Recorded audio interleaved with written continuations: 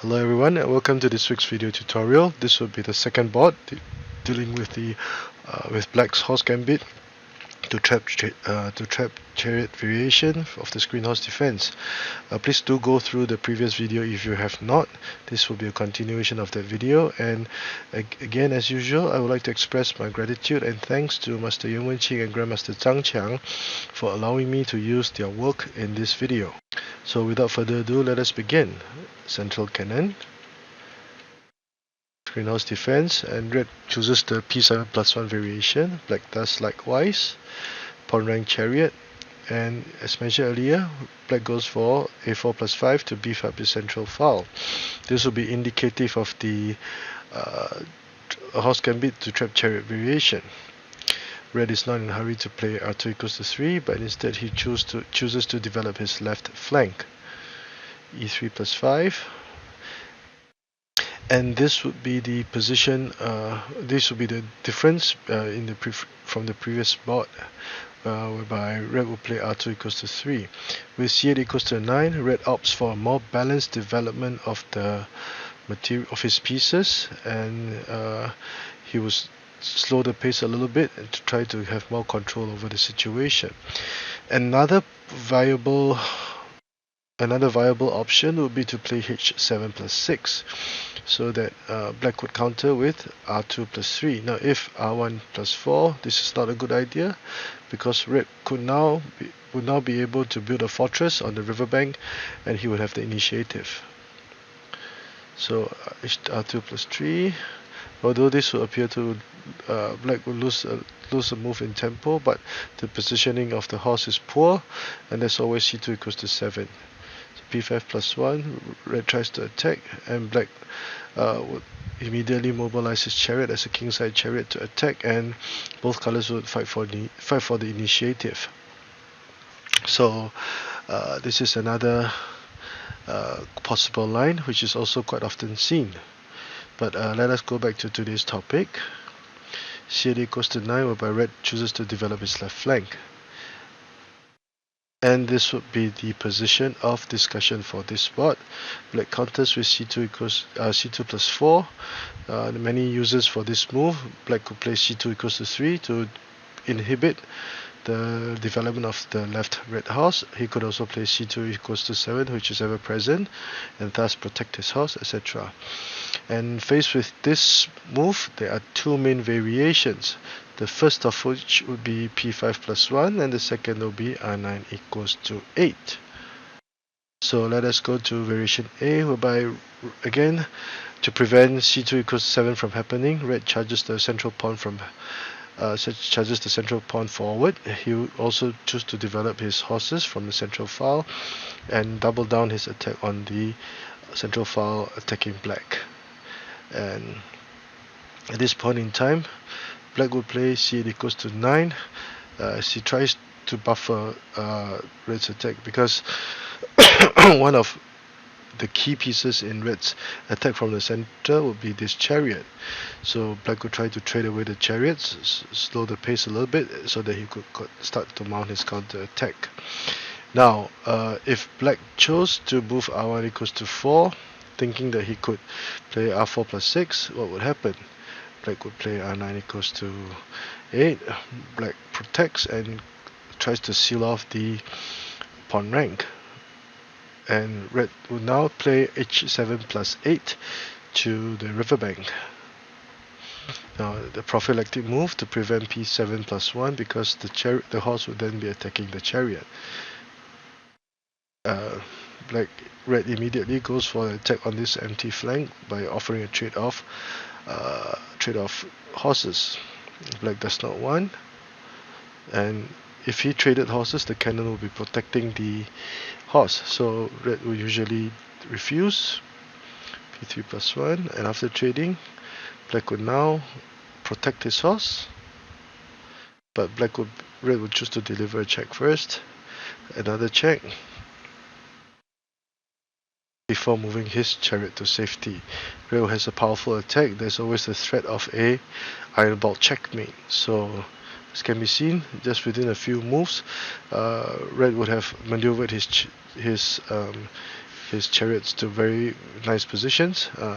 R4 plus 2 would be terrible for black, and black cannot be satisfied with this outcome. So that is why R1 plus 4 is not good. Instead, C8 equals to 9 to slow the pace a little bit will be a better option for black at this point. So of course red would refuse, black protects, and because the situation is now different, black would have to protect the horse. R9 equals to 8, C2 equals to 4, a good move. Now this move is very nice and powerful. It is a very agile tactic, because after making this move, black would be prepared to retreat the cannon and capture the red chariot. Now this would give red something to think about. Now if black directly protected his cannon, as would appear to be the natural way to do so, red could start his attack on the central file and link his horses up, and he will command initiative, and black cannot be happy with this outcome. So C2 equals to 4 will be a much better threat, as red will have to do something to deal with the chariot being under attack, and the best way would be to move R3 equals to 4. H7 plus 6 to try to hem in the horse is not a good idea, because black could play R1 equals to 4, and let's say if black tried to trade horses, black could always play C9 plus 4, and he will still have a very flexible formation. Red could attack from this file, but it was still too early to tell. So H7 plus 6 is not a good idea. Instead, it would be better for red just to move the chariot to safety. And after moving the chariot to safety, black could now attack the pawns, the pawn rank, and black would have acquired a relatively satisfactory position for this opening phase. So let us go to variation B. Variation B is over here. R9 equals to 8. Red would continue for balanced development of his pieces by developing the left chariot. Black wastes no time and plays C2 equals to 7. This is the more commonly utilized counter by black. He could also consider C2 equals to 3 to slow the development of the red horse. Both colors it will become a very sticky situation, whereby both colors would be trying to restrain the enemy's pieces from developing. But more often seen is C2 equals to 7, whereby black would immediately start attacking, threatening the elephant, thus forcing it to move. Black offers a trade of chariots, which red accepts, and then red starts P5 plus 1 to attack the central file. Now this is a very good move. First of all, red will be attacking the central file. There will be other combinations that he could consider. Secondly, red would be prepared to play R8 plus 3 to deal with this cannon, and once the chariot is over here, this line is relatively open, and he could maneuver to the different files for the attack. Now perhaps a more concise method will be to play R8 plus 7 to attack the horse immediately. Now making this move would discourage black from playing H8 plus 7, otherwise the cannon cannot protect the horse and red could simply capture the horse. So usually red would offer a trade of chariots, but after trading chariots, red would have more pawns, 1, 2, 3, 4, 1, 2, 3, 4, black also at 4, but he will be prepared to bomb the center, and there's also an attack on the flank over here. He will have a slight advantage. So P5 plus 1 is more exciting, and black will usually continue with R1 equals to 4 to develop his chariot, possibly to R4 plus 6, hopefully. Now if black slowed the pace of his counter with H8 plus 7, red will be able to play H8 it would definitely play r8 equals to 3 because the horse had moved here. The possibility of linking up the cannons would now be absent, and black would have to deal with the issue of this cannon. The only way to protect this cannon would be to play h7 plus 8. Now if h7 plus 6, there will be threats by this horse and the pawn.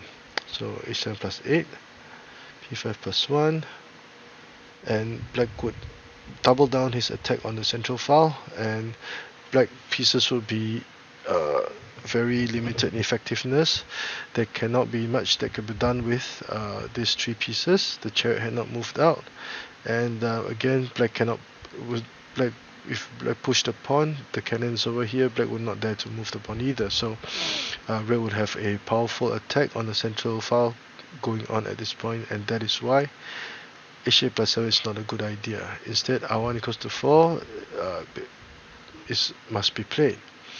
r8 plus 3, because the horse did not move, black could link the cannons and thus apply a lot of pressure on this file.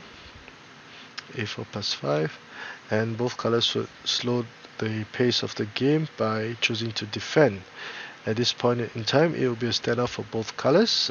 Black would have a playable game, red will have an attack going on the central file. So this would be rather even, and the chances for a draw would be rather high. Now in this board, although black kept enticing red to play r2 equals to 3, red would not fall into a trap and instead chose to develop his left flank. Now in variation A, let us view this board from the eyes of black to have a more wholesome picture of the position. Central cannon, screen house defense, p7 plus 1 variation, pawn rank chariot, and a4 plus 5 to entice red to play r2 equals to 3.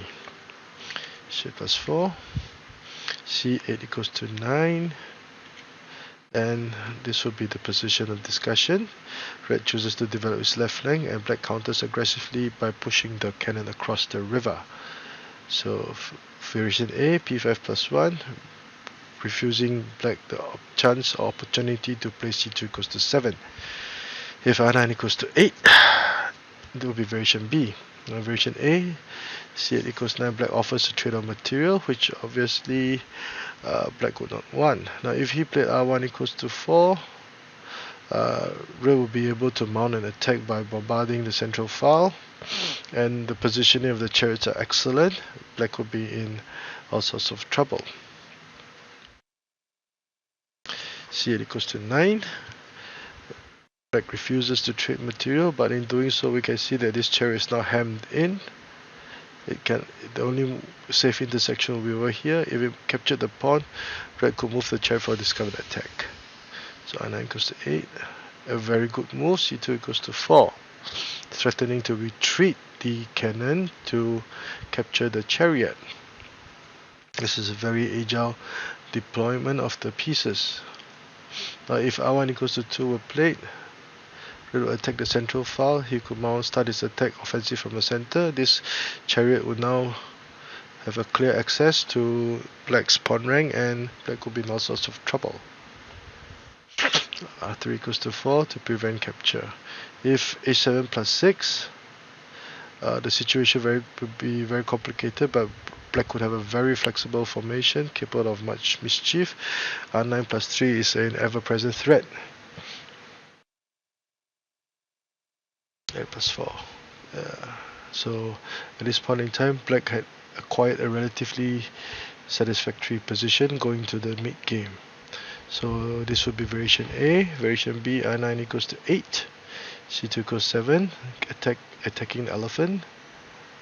And black again offers a trade of material to relieve some stress, because as mentioned earlier, when red wants to attack from the central file, as is much hinted by the current position, one important factor is the chariot that had crossed the river, because if this chariot were able to help up or orchestrate an attack, black would be in all sorts of trouble. So after trading, we can see that red's attack would have slowly fizzled out. Even though he tried p3, p5 plus 1 now, he would not be able to do much. If black red tried r8 equals to 7 after trading material, although red will gain a pawn, but the situation will become very drawish. One equals to 4. If h8 plus 7 is not a good idea, because this would deny black the option of playing c9 equals to 7 to link his cannons up for protection. And we can see that after a few moves, red would now be storming the central, will be attacking the central file mercilessly. r8 plus 2, r8 plus 3 to threaten the cannon. If the pawn advanced, the elephant will counter capture. And the situation will be a standoff. At this point in time, both colors will have a playable game, but they will not be without their scruples. So I hope you've enjoyed this short video. If you like the work that I've been doing, please do subscribe to my channel and give this video a thumbs up.